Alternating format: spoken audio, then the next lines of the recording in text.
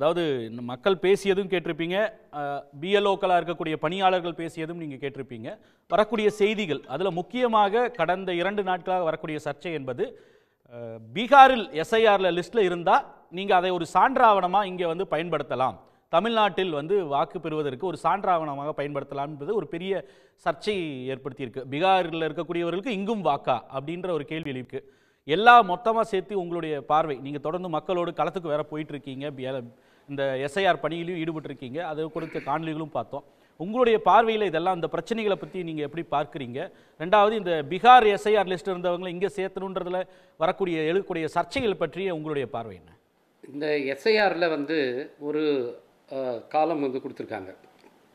அது 2002ஆம் ஆண்டு இதே மாதிரி நடத்தப்பட்ட எஸ்ஐஆரில் நீங்கள் வாக்களிச்சிருந்தீங்கன்னா அதனுடைய விவரம், ஒருவேளை அப்போது நீங்கள் வாக்காளராக இல்லை என்றால் உங்கள் பெற்றோர் வாக்களிச்சிருந்தா அவர்களுடைய விவரம், இது வந்து கேட்கப்பட்டிருக்கு. எல்லாருக்குமே இந்த 2002 எஸ்ஐஆர் அப்போ ஒன்று நடந்ததா அப்படிங்கிறது இப்போ நிறைய பேருக்கு ஞாபகத்திலே இல்லை. ஆனால் 2002ஆம் ஆண்டு எஸ்ஐஆர் நடந்தபோது இதே போலத்தான் ஒரு 40 லட்சத்துக்கும் மேற்பட்ட வாக்காளர்கள் விடுபட்டார்கள். அப்போ வந்து பாஜக தான் ஆட்சியில் இருந்தது, வாஜ்பாய் பிரதமராக இருந்தார். அப்போ இங்கே அதிமுக ஆட்சியில் இருந்தார்கள். அப்போ அதிமுகவுடைய ஆட்சியில் இருந்த அன்றைக்கு முதல்வராக இருந்த செல்வி ஜெயலலிதா அவர்கள், இது வந்து மிகப்பெரிய மோசடி, எங்கள் வாக்குகள்லாம் வந்து டெலிட் பண்ணப்பட்டிருக்கு, திட்டமிட்ட முறையில் டெலிட் பண்ணப்பட்டிருக்குன்னு அவங்க அன்றைக்கி கம்ப்ளைண்ட் பண்ணாங்க. அது 2004 நாடாளுமன்ற தேர்தல் வந்தபோது அந்த தேர்தலில் அதிமுக அணி வந்து தோல்வி அடைந்தது. திமுக வந்து பார்ட்டிசிபேட் பண்ண ஐக்கிய முற்போக்கு கூட்டணி அணி வந்து வெற்றி பெற்றது. அப்போது அவங்க திரும்பவும் வந்து செல்வி ஜெயலலிதா அவர்கள் தேர்தல் ஆணையம் இதில் திட்டமிட்ட முறையில் எங்களுக்கு ஆதரவான வாக்காளர்கள்லாம் நீக்கிட்டாங்க, 40 லட்சம் பேரை நீக்கிட்டாங்க, அதனால்தான் இந்த தோல்வி நடந்தது என்று புகார் சொன்னார்கள். அப்பொழுது ஐக்கிய முற்போக்கு கூட்டணி அரசு என்ன பண்ணாங்கன்னா, அன்றைக்கு இருந்த தேர்தல் ஆணையர் இதற்காக கேரளாவுடைய தலைமை தேர்தல் அதிகாரியாக இருந்த பிஜே தாமஸ் என்பவர் தலைமையில் ஒரு கமிஷன் அமைச்சாங்க. அந்த கமிஷன் விசாரணை செய்தது, பல இடங்களில் போய் விசாரணை செய்தது, அரசியல் கட்சிகளை கூப்பிட்டு விசாரணை செய்தது. அந்த அடிப்படையில் அவர்கள் ஒரு அறிக்கையை 2004 ஆகஸ்ட் மாதம் தேர்தல் ஆணையத்திட்ட கொடுத்தாங்க. அந்த அறிக்கையில் 9 விதமான பரிந்துரைகள் சொல்லப்பட்டது. இந்த மாதிரி வாக்காளர்கள் விடுபட்டு இருக்கிறார்கள், அதுக்கு காரணம் கணக்கெடுப்பு செய்தது சரியாக இல்லை, அதை சரியான முறையில் மேற்பார்வை செய்யவில்லை, இதனால் குழப்படியதாக அதிகமாக மாநகராட்சிகளில் தான் அந்த வாக்காளர்கள் விடுபட்டு இருக்கிறார்கள் அப்படின்னு சொல்லிட்டு அவங்க என்ன பண்ணாங்கன்னா, ஒரு ரெக்கமெண்டேஷன் 2005ஆம் ஆண்டு திரும்பவும் மாநகராட்சிகளில் உட்பட்ட 33 சட்டமன்ற தொகுதிகளில் இந்த எஸ்ஐஆரை திரும்ப செய்யணும், மற்ற 201 தொகுதியிலையும் சம்மரி ரிவிஷன் செய்யணும் என்று பரிந்துரை செய்தார்கள். மீண்டும் 33 தொகுதிகளில் மாநகராட்சி 6 மாநகராட்சிகளை பொருந்தது, அந்த மாநகராட்சி உட்பட்ட 33 தொகுதிகள்லையும் மற்ற 201 தொகுதிகளிலும் இந்த மாதிரி ஒரு 33ல் எஸ்ஐஆரும் மற்ற இடத்துல சம்மரி ரிவிஷனும் செய்யப்பட்டது. அப்போது கொடுக்கப்பட்ட பரிந்துரைகள் இருக்கு பாருங்க, அந்த பரிந்துரைகள் திரும்ப எதிர்காலத்தில் எஸ்ஐஆர் பண்ணால் என்ன செய்யணும் என்று தேர்தல் ஆணையம் அது வந்து வெளியிட்டிருக்கிறாங்க. தேர்தல் ஆணையமே ஒரு பத்திரிகை செய்தியாக வெளியிட்டிருக்கிறார்கள்.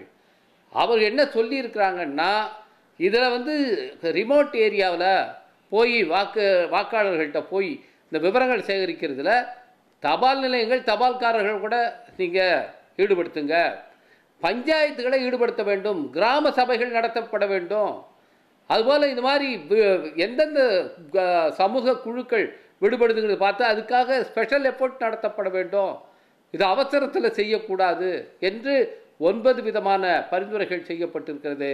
தேர்தல் ஆணையமே 2002ஆம் ஆண்டு தமிழ்நாட்டில் நடத்திய எஸ்ஐஆர் அனுபவத்தின் அடிப்படையில் அது கொடுத்த பரிந்துரைகளை இன்றைக்கு இருக்கிற தேர்தல் ஆணையம் கடைபிடிக்கவில்லை. அதற்கு எதிராக இன்றைக்கு 1 மாத கால அவகாசம் மட்டுமே கொடுக்கப்பட்டு இந்த எஸ்ஐஆர் இன்றைக்கு நடத்தப்படுகிறது. இதுவே சட்ட விரோதமானது. இன்னொன்று, இந்த எஸ்ஐஆர் நடத்துவதற்கு என்ன காரணம், என்ன பீகாரில் அவங்க என்ன சொன்னாங்க, ஊடுருவல்காரர்களை நாங்கள் அடையாளம் கொண்டு அவர்களை நீக்க வேண்டும் என்று சொன்னார்கள்.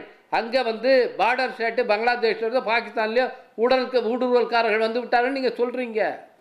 தமிழ்நாட்டில் எந்த ஊடுருவல்காரர்கள் எங்கேருந்து வந்திருக்கிறாங்க? இங்கே எஸ்ஐஆர் நடத்துவதற்கு என்ன காரணம் சொல்லப்பட்டிருக்கு? ஒரு காரணமும் சொல்லப்படவில்லை.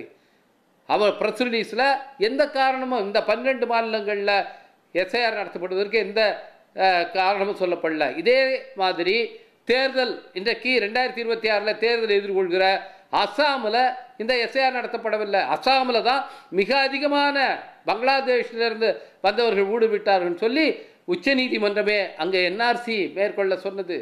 அங்கே நேஷனல் ரெஜிஸ்டர் ஆஃப் சிட்டிசன் என்பது தயாரிக்கப்பட்டிருக்கிறது. அதில் பெரும்பாலானவர்கள் இந்துக்கள் என்று அடையாளம் காணப்பட்டு இந்துக்கள் எல்லாம் பேரெல்லாம் நீக்கிறாங்கன்னு சொல்லி ஆர்எஸ்எஸ் தலைவர் மோகன் பகவத் அவர்கள் எதிர்ப்பு தெரிவித்த காரணத்தினாலே அந்த என்ஆர்சி அப்படியே நிறுத்தப்பட்டு இருக்கிறது. இன்றைக்கு அஸ்ஸாமில் எஸ்ஐஆர் இல்லை, வெறும்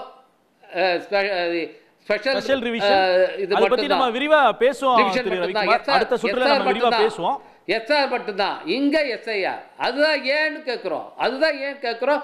இன்றைக்கு இவர்களுடைய நோக்கம் பீகாரை போல தமிழ்நாட்டிலேயும் மோசடியாக தேர்தலை திருட பார்க்கிறார்கள்.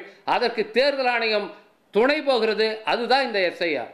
உடனுக்குடன் செய்திகளை தெரிந்து கொள்ள சன் நியூஸ் பெல் ஐகானை கிளிக் பண்ணுங்க.